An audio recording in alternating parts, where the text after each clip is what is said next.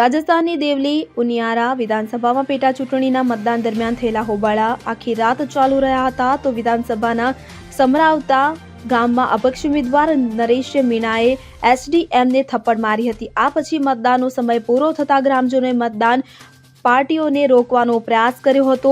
આ પછી પોલીસ અને ગ્રામજનો વચ્ચે ભારે પથ્થરમારો થયો હતો। પોલીસે અસામાજિક તત્વોનો સામનો કરવા માટે ટીયર ગેસના સેલ પણ છોડ્યા હતા। ત્યારે ગુસ્સે ભરાયેલા લોકોએ એસપી વિકાસ સાંગવાનની કાર પણ તોડી નાખી હતી। આ દરમિયાન પોલીસે નરેશ મીણાને રાત્રે 9 વાગ્યે ધરપકડ કરી હતી। મીણાના સમર્થકોને આ વાતની જાણ થતાં તેઓ વધુ રોષે ભરાયા હતા તો સેંકડો ગ્રામજનોએ પોલીસ કર્મીઓને ઘેરી લીધા અને મીણાને બચાવી લીધા હતા।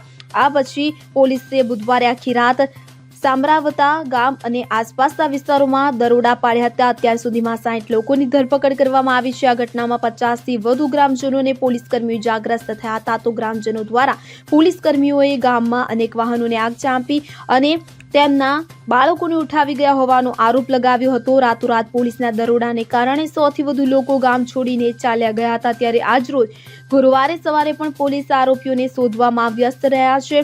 સાથે જ નરેશ મીણાની પણ શોધ ચાલી રહી છે। જો કે બુધવારે મોડી રાત્રે નરેશ મીણાએ એક્સ પર એક પોસ્ટ શેર કરી હું ઠીક છું હોવાનું લખ્યું હતું।